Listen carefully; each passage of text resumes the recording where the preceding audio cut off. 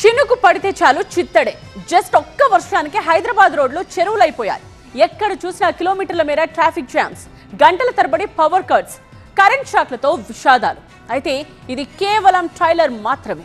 అసలు సినిమా ముందుంది అంటూ వాతావరణ శాఖ ఎల్లో అలర్ట్ జారీ చేసింది. మరి రాబోయే వానగంట నుండి భాగ్యనగరాన్ని గట్టెక్కించేందుకు అధికారుల దగ్గరున్న మాన్సూన్ యాక్షన్ ప్లాన్ ఏంటి? తొలి వర్షమే హైదరాబాద్ ను వణికించింది. ఎక్కడికక్కడ కుండపోత వర్షంతో నగరం జలమయమైంది.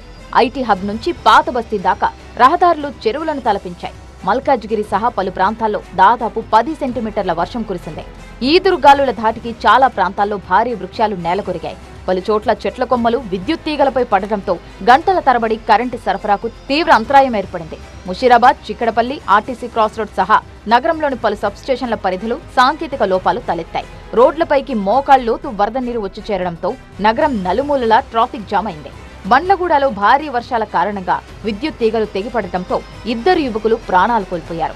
రాయల్సీ హోటల్ సమీపంలో ఆటో నుంచి దిగిన యువకులు రోడ్డుపై నిలిచిన వర్షపు నీటిలో నడుస్తుండగా ఆ నీటిలో విద్యుత్ ప్రవహిస్తోందనే విషయాన్ని గమనించకపోవడంతో కరెంట్ షాక్ కు గురై మృతి చెందారు.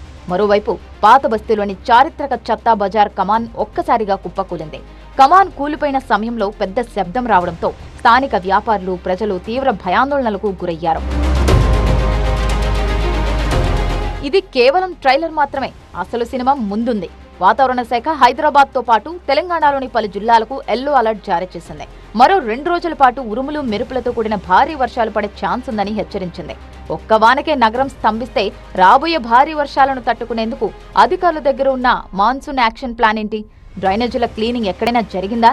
తెగపడే విద్యుత్ తీగలకు ప్రత్యామ్నాయమేంటి? ట్రాఫిక్ క్రమబద్ధీకరణకు ఎలాంటి ముందస్తు చర్యలు తీసుకున్నారని నగరవాసులు ప్రశ్నిస్తున్నారు. వాతావరణ శాఖ నుంచి రెయిన్ అలర్ట్ రాగానే జీఆర్ఎఫ్ బృందాలను క్షేత్రస్థాయికి పంపేలా చర్యలు చేపట్టాలని ప్రజలు కోరుతున్నారు. గతేడాది అనుభవాలను దృష్టిలో పెట్టుకుని బస్తీలు, లోతట్టు కాలనీలు, చెరువుల పరిసర ప్రాంతాలు, నాలాల పక్కన ఉన్న నివాస ప్రాంతాలపై ప్రత్యేకంగా దృష్టి పెట్టాలని డిమాండ్ చేస్తున్నారు. కేవలం వరదలు వచ్చిన సమయంలోనే కాకుండా ప్రజల నుంచి ఫిర్యాదులను స్వీకరించేందుకు కంట్రోల్ రూమ్ను ఏర్పాటు చేయాలని కోరుతున్నారు. అయితే అటు అధికారులు కూడా మాన్సూన్ యాక్షన్ ప్లాన్ లో భాగంగా కొన్ని చర్యలు చేపట్టారు. హైడ్రా, జీహెచ్ఎంసీ, మల్కాజ్గిరి, సైబరాబాద్ మున్సిపల్ కార్పొరేషన్లు, జలమండలి, ట్రాఫిక్ పోలీసులు, విద్యుత్ శాఖలు సమన్వయం చేసుకుంటూ ముందుకు సాగుతున్నాయి.